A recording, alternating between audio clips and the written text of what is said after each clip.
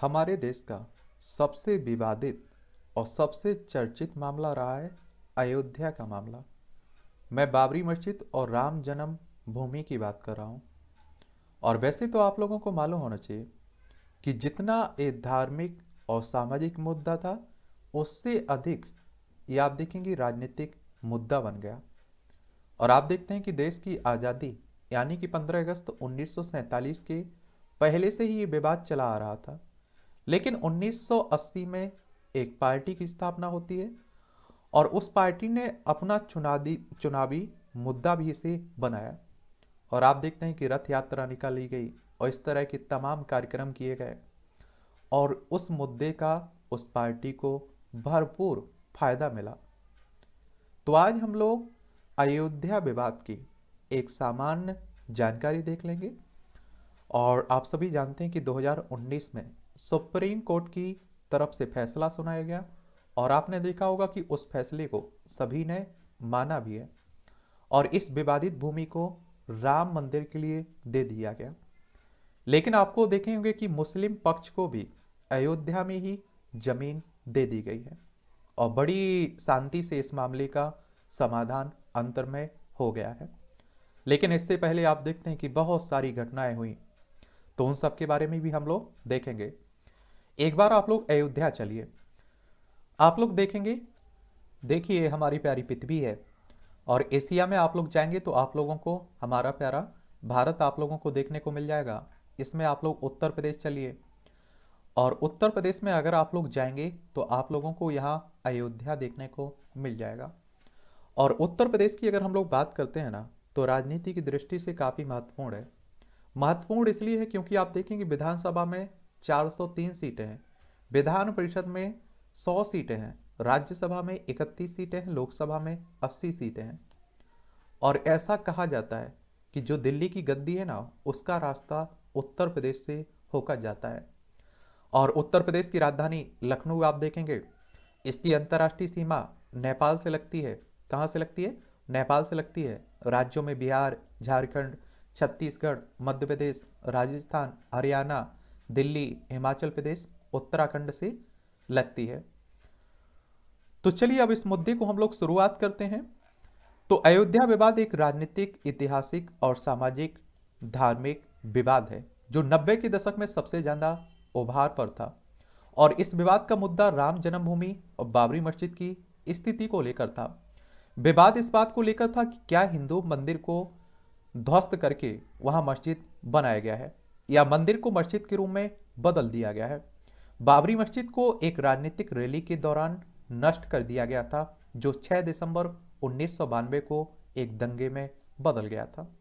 जो संगठन राम मंदिर के निर्माण का समर्थन कर रहे थे, उन्होंने 1992 की दिसंबर में एक कार सेवा का आयोजन किया था और वे राम मंदिर के निर्माण में श्रमदान के लिए संगठित हुए थे। बाद में इलाहाबाद उच्च न्यायालय में भूमि शीर्षक का मामला दर्ज किया गया था और जिसका फैसला 30 सितंबर 2010 को सुनाया गया था। फैसले में 3 न्यायाधीशों इलाहाबाद उच्च न्यायालय ने फैसला दिया था कि अयोध्या की 2.77 एकड़ इसमें भूमि को 3 भागों में विभाजित किया जाए, जिसमें 1/3 रामलला के लिए हिंदू महासभा द्वारा प्रतिनिधित्व किया जाना था, 1/3 सुन्नी वक्फ बोर्ड को और 1/3 निर्मोही अखाड़े को दिया गया था। लेकिन आप देखेंगे इलाहाबाद हाईकोर्ट के फैसले से इसका समाधान नहीं हो गया था, इसका समाधान नहीं हुआ। आगे आप देखते हैं कि 9 नवंबर सन 2019 को मुख्य न्यायाधीश रंजन गोगोई की अध्यक्षता में सुप्रीम कोर्ट ने पिछले फैसले को हटा दिया और कहा कि भूमि सरकार के कर रिकॉर्ड के अनुसार इसमें हिंदू मंदिर के निर्माण के लिए भूमि को एक ट्रस्ट को सौंपने का आदेश दिया और इसमें सरकार को मस्जिद बनाने के लिए सुन्नी वक्फ बोर्ड को वैकल्पिक 5 एकड़ जमीन देने का भी आदेश किया गया था। ये 2019 का फैसला है, ये भी आप लोग याद रखिएगा। अब बात आती है 1528 की, यानी कि देश की आज़ादी के पहले की। और मुझे लगता है कि आप सभी लोगों ने इतिहास पढ़ा होगा, बाबर के बारे में पढ़ा होगा, औरंगजेब के बारे में पढ़ा होगा, सबके बारे में आपने पढ़ा होगा। और उस समय देखिए ऐसा रहा है कि कई मंदिरों को तोड़कर वहाँ मंदिर तोड़े गए, मस्जिदें भी बनाई गई। लेकिन आप लोगों को ये भी देखने को मिलेगा कई मंदिरों को उन्होंने अनुदान भी दिया था उस समय के जो राजा महाराजा थे। और कहते हैं कि मंदिर को तोड़ने के कुछ और भी उद्देश्य रहते थे इनके। कई मस्जिदें भी इन्होंने तोड़ी, क्योंकि कहा जाता था कि मंदिरों में खजाना छुपा होता था। ये अलग बात है, डिबेट का मामला है क्या होता है। लेकिन अयोध्या के रामकोट मोहल्ले में एक टीले पर लगभग 500 साल पहले वर्ष 1528 से 1530 में बनी मस्जिद पर लगे शिलालेख और सरकारी दस्तावेज के मुताबिक यह मस्जिद हमलावर मुगल बादशाह बाबर के आदेश पर उसके गवर्नर मीर बाकी ने बनवाई थी। लेकिन इसका कोई रिकॉर्ड नहीं है कि बाबर अथवा मीर बाकी ने यह जमीन कैसे हासिल की और मस्जिद से पहले वहां क्या था। मस्जिद के रखरखाव के लिए मुगल काल, नवाबी और फिर ब्रिटिश शासन में वक्फ के जरिए एक निश्चित रकम मिलती थी। और ऐसा कहा सुना जाता है कि इस मस्जिद को लेकर स्थानीय हिंदुओं और मुसलमानों में कई बार संघर्ष भी हुए थे। फिर बात आती है कि साल 1813 की। यहां आप लोगों को समझ लेना चाहिए, यहां ये मान्यता हो गई, ऐसा मान लिया गया कि यहां मंदिर था और मंदिर को तोड़कर ये मस्जिद बनाई गई थी। फिर साल 1813 में पहली बार किया गया था मंदिर को लेकर दावा। और ब्रिटिश हुकूमत के वक्त साल 1813 में हिंदू संगठनों ने पहली बार यह दावा किया कि 1526 में जब बाबर आया तो उसने राम मंदिर को तोड़वाकर ही विवादित ढांचे का निर्माण कराया था। और उसी के नाम पर विवादित ढांचे को बाबरी मस्जिद नाम से जाना गया। और उस वक्त भी दोनों पक्षों के बीच हिंसात्मक घटनाएं भी हुई थी। फिर आप देखेंगे कि 1855 की समय आता है और 1855 की में ही हनुमानगढ़ी पर भी हुआ था हमला। ये अनेक ब्रिटिश इतिहासकारों ने लिखा है कि 1855 में नवाबी शासन के दौरान मुसलमानों ने बाबरी मस्जिद पर जमा होकर कुछ 100 मीटर दूर अयोध्या के सबसे प्रतिष्ठित हनुमानगढ़ी मंदिर पर कब्जे के लिए धावा बोला था। और उनका यह भी दावा है कि यह मंदिर एक मस्जिद तोड़कर बनाई गई थी। तब खूनी संघर्ष में हिंदू बैरागियों ने हमलावरों को हनुमानगढ़ी से खदेड़ दिया था, जो भागकर बाबरी मस्जिद परिसर में छिपे थे। लेकिन वहां भी तमाम मुस्लिम हमलावर मारे गए थे, जो वहीं कब्रिस्तान में दफन हुए हैं। तो ये पहले का आप देखेंगे खूनी संघर्ष हो रहा है। फिर आप देखेंगे कि कई गजेटियर्स में मंदिर के पहले से होने का उल्लेख भी मिलता है। विदेशी यात्रियों के संस्मरणों और पुस्तकों में उल्लेख है कि हिंदू समुदाय पहले से इस मस्जिद के आसपास की जगह को राम जन्म स्थान मानते हुए पूजा और परिक्रमा करता था। ये तो आप देखेंगे अंग्रेजों के समय हो रहा है सब कुछ। भारत में कब हुआ? भारत की आज़ादी के बाद, उस पर हम लोग बात करेंगे। फिर आप देखेंगे कि 1857 का समय आता है। हिंदू संगठनों ने बनाया चबूतरा। 1857 में प्रथम स्वतंत्रता संग्राम के बाद नवाबी शासन समाप्त होने पर ब्रिटिश कानून शासन और न्याय व्यवस्था लागू हो गई। और माना जाता है कि इसी दरमियान हिंदुओं ने मस्जिद के बाहरी हिस्से पर कब्जा करके चबूतरा बना लिया और भजन पूजा कर शुरू कर दी, और जिसको लेकर वहां झगड़े होते रहते थे। ये 1857 के बाद की बात है। फिर आप देखेंगे कि 1858 आता है। मौलवी ने अंग्रेजों से इसकी शिकायत की।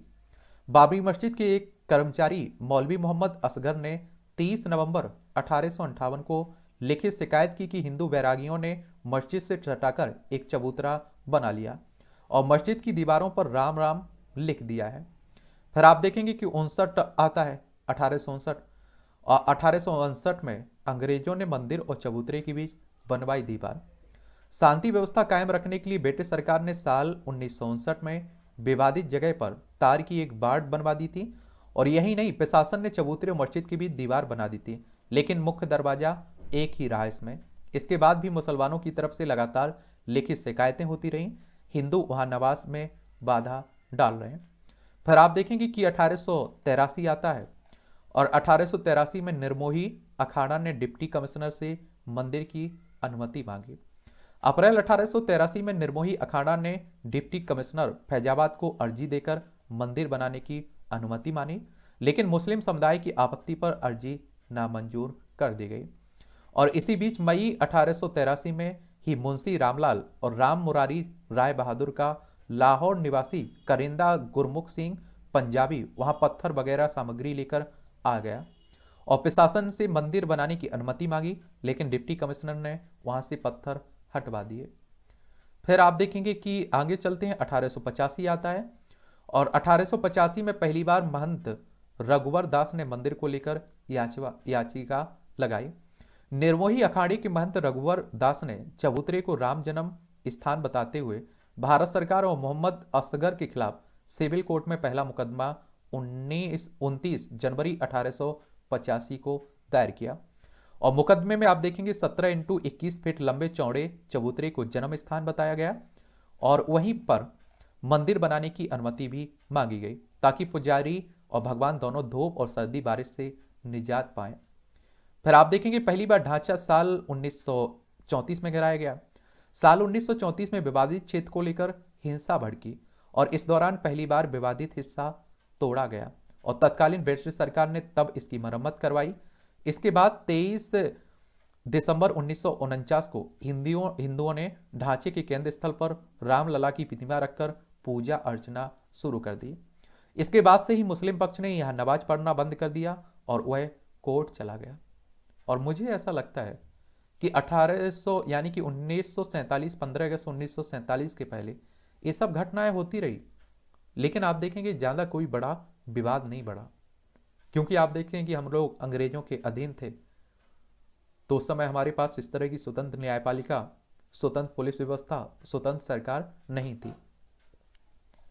फिर आप देखते हैं कि हमें आज़ादी मिल जाती है और उसके बाद इसमें दावा किया गया कि वह इस जमीन के मालिक हैं, उनका मौके पर कब्जा है। और सरकारी वकील ने जवाब में कहा कि वादी को चबूतरे से हटाया नहीं गया, इसलिए मुकदमे का कोई कारण नहीं बनता। मोहम्मद असगर ने अपनी आपत्ति से में कहा कि प्रशासन बार बार मंदिर बनाने से रोक चुका है। फिर जज पंडित हरि किशन ने मौका मुआयना किया और पाया कि चबूतरे पर भगवान राम के चरण बने हैं और मूर्ति थी जिनकी पूजा होती थी और इसके पहले हिंदू और मुस्लिम दोनों यहाँ पूजा और नमाज पढ़ते थे। यह दीवार झगड़ा रोकने के लिए खड़ी की गई थी। जज ने मंदिर की दीवार के बाहर चबूतरे और जमीन पर हिंदू पक्ष का कब्जा भी सही पाया। इतना सब रिकॉर्ड करने के बाद जज पंडित हरि किशन ने यह भी लिखा कि चबूतरा और मस्जिद बिल्कुल अगल बगल हैं, दोनों के रास्ते एक हैं और मंदिर बनेगा तो संघ घंटे वगैरह बजेंगे और जिससे दोनों समुदाय के बीच झगड़े होंगे, लोग मारे जाएंगे, इसलिए प्रशासन ने मंदिर बनाने की अनुमति नहीं दी। और जज ने यह कहते हुए निर्मोही अखाड़ा के महंत को चबूतरे पर मंदिर बनाने की अनुमति देने से इनकार कर दिया कि ऐसा करना भविष्य में हिंदुओं और मुसलमानों के बीच दंगों की बुनियाद डालना होगा। और इस तरह मस्जिद के बाहरी परिसर में मंदिर बनाने का पहला मुकदमा निर्मोही अखाड़ा साल भर में हार गए, तो यहाँ हार हो जाती है। फिर आप देखेंगे डिस्ट्रिक्ट जज चेमियर की कोर्ट में अपील दाखिल हुई और मौका का मुआयना के बाद उन्होंने 3 महीने के अंदर फैसला सुना दिया और फैसले में डिस्ट्रिक्ट जज ने कहा कि हिंदू जिस जगह को पवित्र मानते हैं वहां मस्जिद बनाना बहुत दुर्भाग्यपूर्ण है, लेकिन चूंकि यह घटना 356 साल पहले की है, इसलिए अब इस शिकायत का समाधान करने के लिए बहुत देर हो गई है। और जज के मुताबिक इसी चबूतरे को रामचंद्र का जन्म स्थान कहा जाता है। और जज ने यह भी कहा कि मौजूदा हालात में बदलाव से कोई लाभ होने के बजाय नुकसान ही होगा। और चेम्बियर ने सब जज हरि किशन के जजमेंट का यह अंश अनावश्यक कहते हुए खारिज कर दिया कि चबूतरे पर पुराने समय से हिंदुओं का कब्जा है और उनके स्वामित्व पर कोई सवाल नहीं उठ सकता है। फिर आप देखेंगे कि 1886 में निर्मोही अखाड़ा की दूसरी अपील भी इन्होंने लगाई थी। ये 1886 की बात हो रही है। निर्मोही अखाड़ा ने इसके बाद अवध के जुडिशियल कमिश्नर डब्ल्यू यंग की अदालत में दूसरी अपील की थी और जुडिशियल कमिश्नर यंग ने 1 नवंबर 1886 को अपने जजमेंट में लिखा कि अत्याचारी बाबर ने 350 साल पहले जानबूझकर ऐसे पवित्र स्थानों पर मस्जिदें बनाई जिसे हिंदू रामचंद्र का जन्म स्थान मानते हैं। और मुझे सबसे ज्यादा हंसी तो उन लोगों पर आती है जो आप देखिए इस तरह के कोई भी शासक रहा हो, हत्यारा रहा हो, आप देखिए कि एक तरह से तो उसे अपना पूर्वज कहना, वो किसी भी आप देखिए धर्म से जुड़ा हुआ हो शासक, चाहे अत्याचारी है तो वो उससे कोई किसी का पूर्वज हो ही नहीं सकता है। और इस समय हिंदुओं को वहां जाने का सीमित अधिकार मिला और वे सीता रसोई और रामचंद्र की जन्मभूमि पर मंदिर बनाकर अपना दायरा बढ़ाना चाहते हैं। जजमेंट में यह भी कह दिया गया कि रिकॉर्ड में ऐसा कुछ नहीं है जिससे हिंदू पक्ष का किसी तरह का स्वामित्व दिखे। और इन तीनों अदालतों ने अपने फैसले में विवादित स्थल के बारे में हिंदुओं की आस्था, मान्यता, जनस्वृत्ति का उल्लेख तो किया, लेकिन अपने फैसले का आधार रिकॉर्ड पर उपलब्ध सबूतों को बनाया और शांति व्यवस्था की तत्कालीन जरूरत पर ध्यान भी दिया। ठीक है। फिर आप सभी जानते हैं कि 1934 में ये आप देखते हैं कि बाबरी मस्जिद तोड़ दी गई। बकरीद के दिन पास के एक गांव में गौहत्या को लेकर दंगा हुआ, जिसमें बाबरी मस्जिद को नुकसान पहुंचा, लेकिन ब्रिटिश सरकार ने इसकी मरम्मत करवा दी। फिर आप देखते हैं कि 1936 में शिया और सुन्नी की लड़ाई भी होने लगती है। जिस तरह से आप देखते हैं कि मुस्लिमों में भी शिया और सुन्नी आप लोगों को देखने को मिलते हैं। 1936 में मुसलमानों के दो समुदायों शिया और सुन्नी के बीच इस बात पर कानूनी विवाद उठ खड़ा कि मस्जिद किसकी है। वक्फ कमिश्नर ने इस पर जांच बैठाई और मस्जिद के मुतवल्ली यानी मैनेजर मोहम्मद जकी का दावा किया था कि मीर बाकी शिया था, इसलिए यह शिया मस्जिद हुई। लेकिन जिला वक्फ कमिश्नर मजीद ने 8 फरवरी 1941 को अपनी रिपोर्ट में कहा कि मस्जिद की स्थापना करने वाला बादशाह सुन्नी था और उसके इमाम तथा नमाज पढ़ने वाले सुन्नी हैं, इसलिए यह सुन्नी मस्जिद हुई। तो उनमें भी आप देखेंगे कि मुस्लिमों में भी आपसी विवाद था कि ये किसकी हुई, शिया की होगी या सुन्नी समुदाय की होगी। 1946 में शिया समुदाय का दावा खारिज हो जाता है। इसके बाद शिया वक्फ बोर्ड ने सुन्नी वक्फ बोर्ड के खिलाफ फैजाबाद के सिविल जज की कोर्ट में मुकदमा कर दिया और सिविल जज M.S.A. एहसान ने 30 मार्च 1946 को शिया समुदाय का दावा खारिज कर दिया। यह मुकदमा इसलिए प्रासंगिक है क्योंकि आज भी शिया समुदाय के कुछ नेता इसे अपनी मस्जिद बताते हुए मंदिर के निर्माण के लिए जमीन देने की बात करते हैं। ये तैयार है। ठीक है। फिर आप देखेंगे कि जब अंग्रेजी राज खत्म होने को आया तो हिंदुओं की तरफ से फिर चबूतरे पर मंदिर निर्माण की हलचल हुई, लेकिन सिटी मजिस्ट्रेट शफी ने दोनों समुदायों के परामर्श से लिखित आदेश पारित किया कि ना तो चबूतरा पक्का बनाया जाएगा, ना ही मूर्ति रखी जाएगी। दोनों पक्ष यथास्थिति बहाल रहे, जहां जो है वैसा ही बना रही है। इसके बाद भी मुसलमानों की ओर से लिखित शिकायतें आती रहीं। हिंदू बैरागी नवाजियों को परेशान करते हैं और देश विभाजन के बाद बड़ी तादाद में अवध के मुसलमानों, खासतौर पर रसूख वाले लोग पाकिस्तान चले गए। और फिर आप देखेंगे 1948 आता है। वक्फ इंस्पेक्टर की शिकायत। वक्फ इंस्पेक्टर मोहम्मद इब्राहिम 10 दिसंबर 1948 को अपनी रिपोर्ट में मस्जिद पर खतरे के बारे में प्रशासन को विस्तार से सतर्क करते हैं। उन्होंने लिखा है कि हिंदू बैरागी वहां मस्जिद के सामने तमाम कब्रों मजारों को साफ करके रामायण पाठ कर रहे हैं और वे जबरन मस्जिद पर कब्जा कर रहे हैं। फिर आप देखेंगे 1949 आता है। उत्तर प्रदेश का चुनावी मुद्दा बनता है और इसी बीच समाजवादियों ने कांग्रेस से अलग होकर अपनी पार्टी बनाई और आचार्य नरेंद्र देव समेत सभी विधायकों ने विधानसभा से त्यागपत्र दे दिया और मुख्यमंत्री गोविंद बल्लभ पंत ने अयोध्या उपचुनाव में आचार्य नरेंद्र देव के खिलाफ एक बड़े हिंदू संत बाबा राघव दास को उम्मीदवार बनाया। ये चुनाव भी जीत गए और इससे मंदिर समर्थकों के हौसले बुलंद दिए। उन्होंने जुलाई 1949 में उत्तर प्रदेश सरकार को पत्र लिखकर फिर से मंदिर निर्माण की अनुमति मांगी और उत्तर प्रदेश सरकार के उप सचिव केहर सिंह ने 20 जुलाई 1949 को फैजाबाद डिप्टी कमिश्नर के नायर की से जल्दी सी अनुकूल रिपोर्ट मांगते हुए पूछा कि वह जमीन नजूल की है या नगर पालिका की है। फिर आप देखेंगे सिटी मजिस्ट्रेट गुरुदत्त सिंह ने 10 अक्टूबर को कलेक्टर को अपनी रिपोर्ट दी और जिसमें उन्होंने कहा है कि वहां मौके पर मस्जिद के बगल में एक छोटा सा मंदिर है। इसे राम जन्म स्थान मानते हुए हिंदू समुदाय एक सुंदर और विशाल मंदिर बनाना चाहता है और सिटी मजिस्ट्रेट ने सिफारिश की कि वह यह नजूल की जमीन है और मंदिर निर्माण की अनुमति देने में कोई रुकावट नहीं है। फिर आप देखेंगे कि आगे आता है 1949 में मस्जिद के अंदर मूर्तियां की बात होती है। तो हिंदू बैरागियों ने अगले महीने 24 नवंबर से मस्जिद के सामने कब्रिस्तान को साफ करने के वहां यज्ञ रामायण पाठ शुरू कर दिया। ये 1949 की बात हो रही है और जिसमें काफी भीड़ जुटी। झगड़ा बढ़ता देख वहां एक पुलिस चौकी बनाकर सुरक्षा में अर्धसैनिक बल PAC लगा दी गई। PAC तैनात होने के बावजूद 22-23 दिसंबर 1949 की रात अभय रामदास और उनके साथियों ने दीवार फांदकर राम जानकी और लक्ष्मण की मूर्तियां मस्जिद के अंदर रख दी और यह प्रचार कर दिया कि भगवान राम ने वहां प्रकट होकर अपने जन्म स्थान पर वापस कब्जा प्राप्त कर लिया है। मुस्लिम समुदाय के लोग शुक्रवार सुबह की नमाज के लिए आए, मगर प्रशासन ने उनसे कुछ दिन की मोहलत मांगकर उन्हें वापस कर दिया और मुसलमानों ने इस पर विरोध व्यक्त किया। दोनों पक्षों ने अदालत में मुकदमा दायर किया और सरकार ने इस स्थल को विवादित घोषित करके ताला लगा दिया। फिर आप देखेंगे जवाहरलाल नेहरू का पत्र, और दिल्ली में नाराज प्रधानमंत्री पंडित जवाहरलाल नेहरू ने 26 दिसंबर को मुख्यमंत्री पंत को तार भेजकर कहा कि अयोध्या की घटना में मैं बहुत विचलित हूं और मुझे पूरा विश्वास है कि आप इस मामले में व्यक्तिगत रुचि लेंगे और खतरनाक मिसाल कायम की जा रही है जिसके परिणाम बुरे होंगे। फिर आप देखेंगे आजाद भारत में ऐसे बना बड़ा मुद्दा।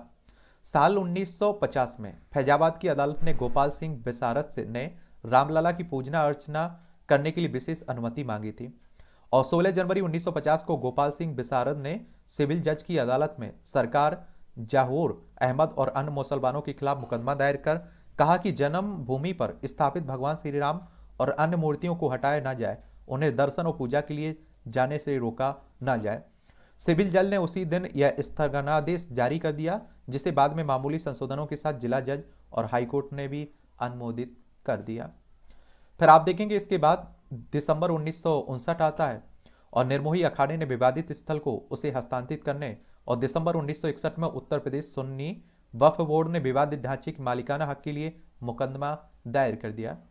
इस तरह आजाद भारत में राम मंदिर का मुद्दा एक बार फिर बड़ा बनने लगा और 1961 में सुन्नी वक्फ बोर्ड और 9 स्थानीय मुसलमानों की इससे चौथा मुकदमा दायर हुआ और इसमें न केवल मस्जिद बल्कि अगल बगल कब्रिस्तान की जमीनों पर भी स्वामित्व का दावा किया गया। मंदिर मस्जिद की राजनीति होती है। आप सभी जानते हैं कि इमरजेंसी 1975 से 77 के बीच की बात हो रही है और आप सभी जानते हैं उस समय देश की प्रधानमंत्री इंदिरा गांधी थी। तो इमरजेंसी के बाद 1977 में जनसंघ और अन्य विपक्षी दलों के विलय से बनी जनता पार्टी ने इंदिरा गांधी को सत्ता से बेदखल कर दिया और गैर कांग्रेसी सरकार बनती है, लेकिन इनकी आपसी फूट से सरकार 3 साल भी नहीं पूरे कर पाई और इंदिरा गांधी ने 1980 में सत्ता में वापसी की और संघ परिवार ने मंथन शुरू किया और अगले चुनाव से पहले हिंदुओं को कैसे राजनीतिक रूप से एकजुट करें और हिंदुओं के 3 सबसे बड़े प्रमुख आराध्य राम कृष्ण शिव से जुड़े 3 स्थानों अयोध्या, मथुरा, काशी की मस्जिदों को केंद्र बनाकर आंदोलन छेड़ने की राजनीति बनी और आप देखते हैं कि वो विवाद मथुरा का, काशी का अभी भी बना हुआ है, उस पर अभी भी राजनीति हो रही है। 7 से 8 अप्रैल को दिल्ली के विज्ञान भवन में धर्म संसद का आयोजन कर तीनों धर्म स्थानों की मुक्ति का प्रस्ताव पास किया गया और चूंकि काशी मथुरा में स्थानीय समझौते से मस्जिद से हटकर मंदिर बन चुके हैं, इसलिए पहले अयोध्या फोकस करने का निर्णय किया गया। और आप देखेंगे 1984 का समय आता है और 1984 में राम जन्मभूमि मुक्ति यज्ञ समिति का गठन किया जाता है। 23 जुलाई 1984 को राम जन्म मुक्ति यज्ञ समिति का गठन होता है और एक मोटर का रथ बनाया गया और जिसमें आप देखेंगे राम जानकी की मूर्तियों को अंदर कैद दिखाया गया और 25 सितंबर को यह रथ बिहार के सीतामढ़ी से रवाना हुआ और 8 अक्टूबर को अयोध्या पहुंचते पहुंचते हिंदू जन समुदाय में अपने आराध्य को इस लाचार हालत में देखकर आक्रोश और सहानुभूति पैदा हुई। मुख्य मांग यह थी कि मस्जिद का ताला तो खोलकर जमीन मस्जिद मंदिर निर्माण के लिए हिंदुओं को दे दी जाए। इसके लिए साधु संतों का राम जन्मभूमि न्यास बनाया गया और प्रबल जन समर्थन जुटाते हुए यह यात्रा लखनऊ होते हुए 31 अक्टूबर को दिल्ली पहुंची। उसी दिन इंदिरा गांधी की हत्या के कारण उत्पन्न अशांति के कारण 2 नवंबर को प्रस्तावित विशाल हिंदू सम्मेलन और आगे के कार्यक्रम रोक दिए गए। हमारे देश की पहली महिला प्रधानमंत्री थी इंदिरा गांधी, उनकी हत्या हो जाती है। फिर आप देखते हैं विश्व हिंदू परिषद ने भी इसे मुद्दा बनाया और विश्व हिंदू अगर परिषद की बात करें तो इसके बारे में भी आप लोग याद रखिएगा, VHP की बात कर रहा हूँ और इसकी स्थापना कब हुई थी? 29 अगस्त 1964 को। तो विश्व हिंदू परिषद ने साल 1984 में विवादित ढांचे के ताले खोलने, राम जन्मभूमि को स्वतंत्र कराने और यहाँ विशाल मंदिर निर्माण के लिए एक अभियान शुरू किया। इस दौरान देश भर में जगह जगह प्रदर्शन किए गए और विश्व हिंदू परिषद के साथ भारतीय जनता पार्टी ने भी इस मुद्दे को अस्मिता के साथ जोड़ते हुए संघर्ष शुरू किया। बाद में इस अभियान को नेतृत्व भारतीय जनता पार्टी के एक प्रमुख नेता लाल कृष्ण आडवाणी ने संभाल लिया था। और फिर आप देखिए इनकी लोकसभा में सीटें किस तरह से बढ़नी शुरू हुई बाबरी एक्शन कमेटी 1986 बनाई गई। कोर्ट में चल रहे मामले के दौरान साल 1986 में फैजाबाद जिला न्यायाधीश की ओर से पूजा की इजाजत दी गई, तब ताले दोबारा खोले गए। हालांकि इससे नाराज मुस्लिम पक्ष ने बाबरी मस्जिद एक्शन कमेटी गठित करने का फैसला लिया। तो ये डेटें याद रखिए कब क्या क्या हुआ। फिर 1989 में मंदिर के नजदीक नींव रखी गई। विश्व हिंदू परिषद ने राम मंदिर के निर्माण के लिए अभियान तेज किया और विवादित स्थल के नजदीक राम मंदिर की नींव रखी इन्होंने। और आप देखेंगे कि 1990 में बाबरी मस्जिद को कुछ नुकसान पहुंचाया। विश्व हिंदू परिषद के कार्यकर्ताओं ने बाबरी मस्जिद को कुछ नुकसान पहुंचाया। तत्कालीन प्रधानमंत्री चंद्रशेखर ने वार्ता के जरिए विवाद सुलझाने के प्रयास किए, मगर अगले वर्ष वार्ताएं विफल हो गईं। फिर आप देखते हैं कि 1992 आता है और बाबरी मस्जिद ढहा दी जाती है। आप लोगों को यहाँ एक और बात बता देता हूँ। देखिए 1991 में प्लेसेस और ऑफ वर्शिप एक्ट आया था, धार्मिक स्थल कानून आप लोग कह देते हैं। इन्हीं सब घटनाओं को रोकने के लिए कि इस तरह की अशांति ना फैले, दो समुदायों के बीच खाई ना बढ़े, और इस कानून में कहा गया था कि 15 अगस्त 1947 के पहले जो कुछ भी हुआ हो, चाहे वो मंदिर तोड़े गए हों, मस्जिदें तोड़ी गई हों या किसी और धार्मिक स्थल तोड़े गए हों, उन सबको सभी को भूलना होगा। 15 अगस्त 1947 को जहाँ मंदिर है वहाँ हमेशा मंदिर रहेगा, जहाँ मस्जिद है वहाँ हमेशा मस्जिद रहेगी। किसी भी धार्मिक स्थल में कोई परिवर्तन नहीं होगा। लेकिन आजकल आप देख रहे हैं कि उस कानून को ही चुनौती दी जाने लगी है। तो 1992 में बाबरी मस्जिद ढा दी गई और 6 दिसंबर को कार सेवकों ने भारी संख्या में अयोध्या पहुंचकर विवादित ढांचे एक बार फिर ढा दिया गया। इसके परिणाम स्वरूप देश भर में हिंदू और मुसलमानों के बीच सांप्रदायिक दंगे भड़क उठे और जिसमें 2000 से ज्यादा लोग मारे गए। और इसी दौरान अस्थायी राम मंदिर भी बनाया गया। इसके बाद से ही मंदिर निर्माण के लिए पत्थरों को तराशने के काम में भी तेजी आई और दिसंबर 1992 में ही लिब्हान आयोग का गठन भी किया गया था। फिर आप देखते हैं कि 2001 आता है और इसके 1992 के बाद आप देखिए बहुत सारे दंगे भी हुए और बहुत सारे आतंकी हमले भी बाहर से हुए। 2001 में फिर बड़ा तनाव, बाबरी मस्जिद विध्वंस की बरसी पर तनाव बढ़ गया और विश्व हिंदू परिषद ने विवादित स्थल पर राम मंदिर निर्माण करने के अपना संकल्प दोहराया। फिर आप देखते हैं कि इलाहाबाद हाई कोर्ट ने 2002 में सुनवाई शुरू की। अयोध्या के विवादित स्थल पर मालिकाना हक को लेकर साल 2002 में इलाहाबाद हाई कोर्ट ने कि 3 न्यायाधीशों की खंडपीठ ने सुनवाई शुरू की। इसके बाद मार्च अगस्त 2003 में हाईकोर्ट से मिले निर्देश पर पुरातत्व सर्वेक्षण विभाग ने विवादित स्थल पर खुदाई की और विभाग ने दावा किया कि खुदाई में विवादित ढांचे के नीचे मंदिर के अवशेष होने के प्रमाण मिले। विवाद सुलझाने के लिए प्रधानमंत्री वाजपेयी ने अयोध्या समिति का गठन किया और वरिष्ठ अधिकारी शत्रुघ्न सिंह को हिंदू मुसलमान नेताओं के साथ बातचीत के लिए नियुक्त किया गया। फिर फरवरी 2002 में गुजरात में दंगे होते हैं। भारतीय जनता पार्टी ने उत्तर प्रदेश के विधानसभा चुनाव के लिए अपने घोषणा पत्र में राम मंदिर के निर्माण के मुद्दे को शामिल करने से इनकार कर दिया।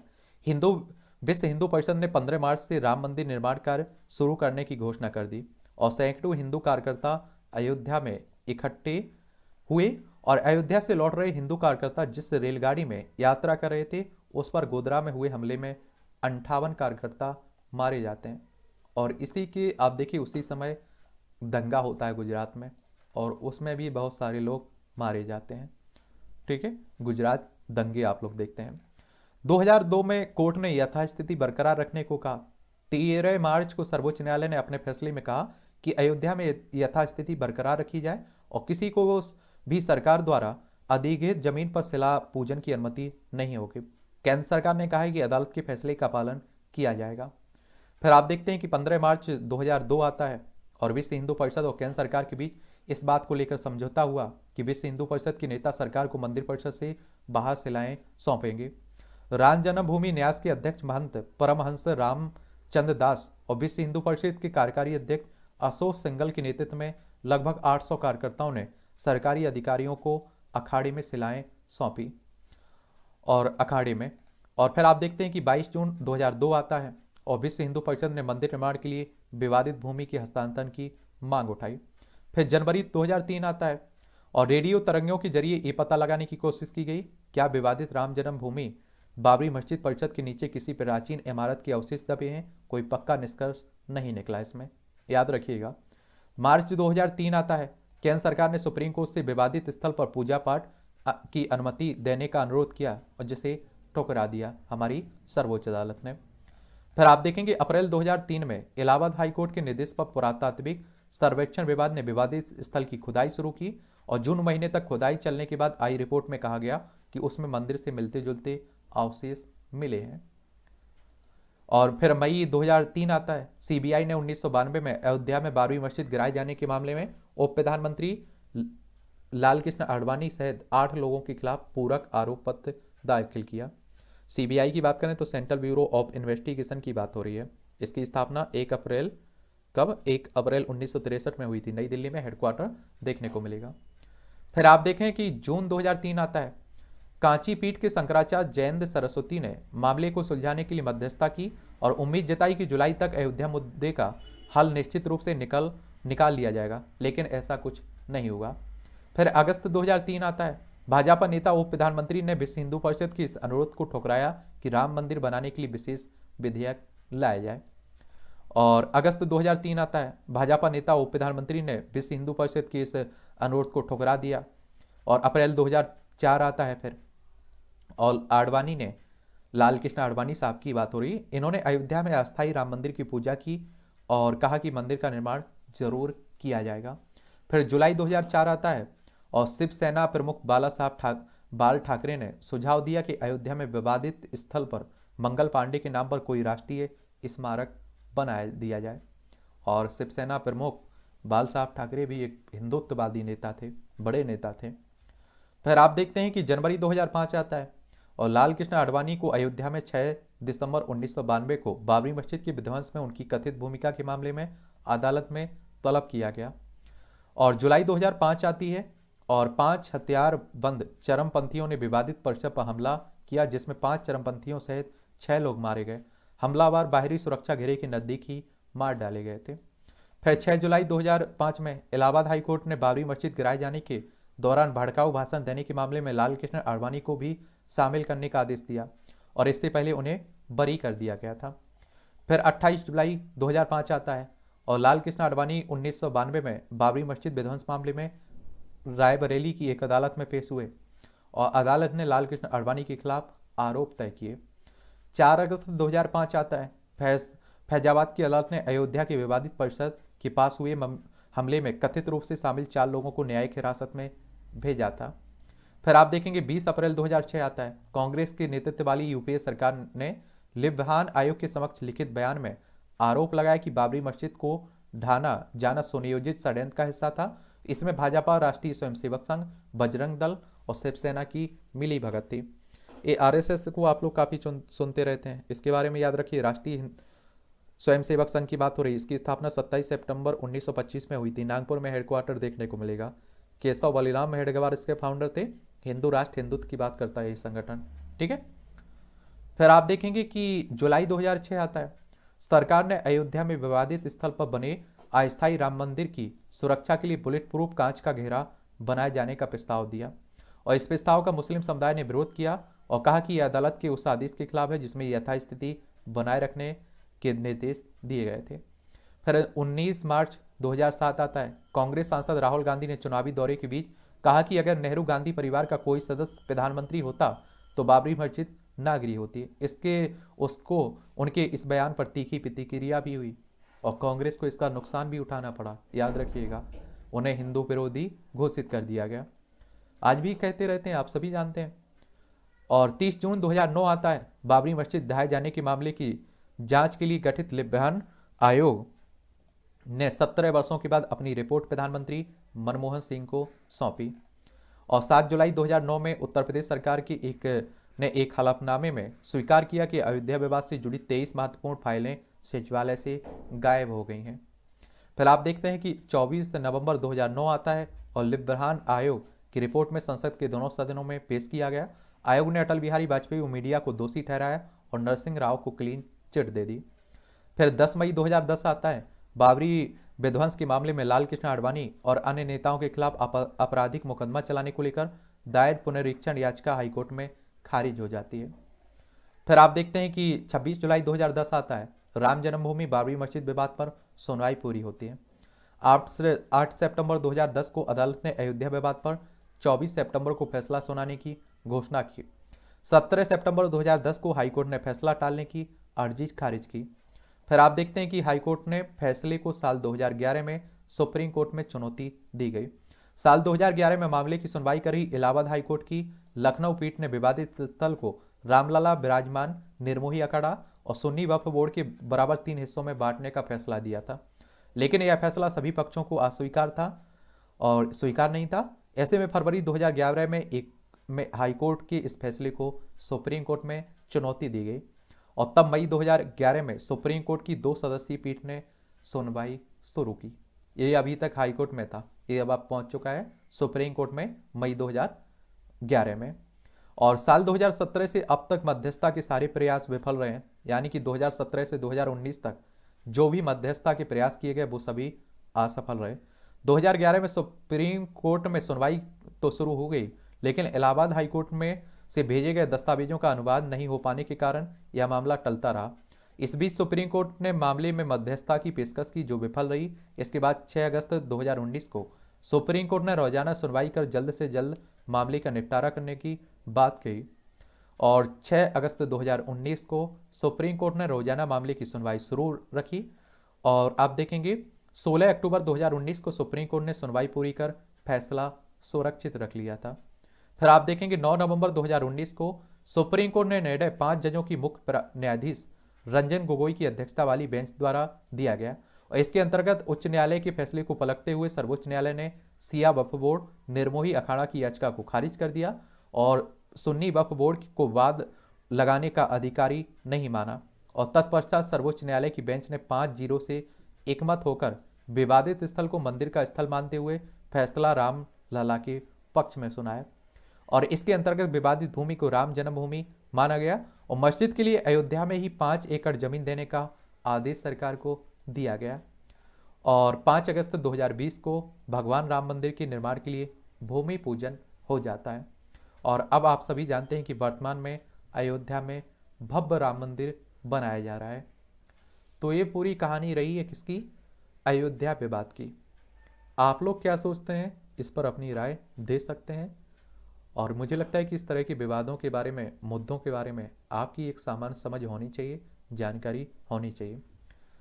तो अगली क्लास जब भी मिलता है टाइम, उसमें हम लोग बात करेंगे जो आपका बनारस में ज्ञानवापी परिषद और आप देख रहे हैं कि जो आपका सिंगार गौरी मामला हो या फिर आप देखते हैं कि शिव मंदिर को तोड़कर मस्जिद बनाने की बात हो, उस विवाद पर हम लोग एक सामान्य चर्चा करेंगे।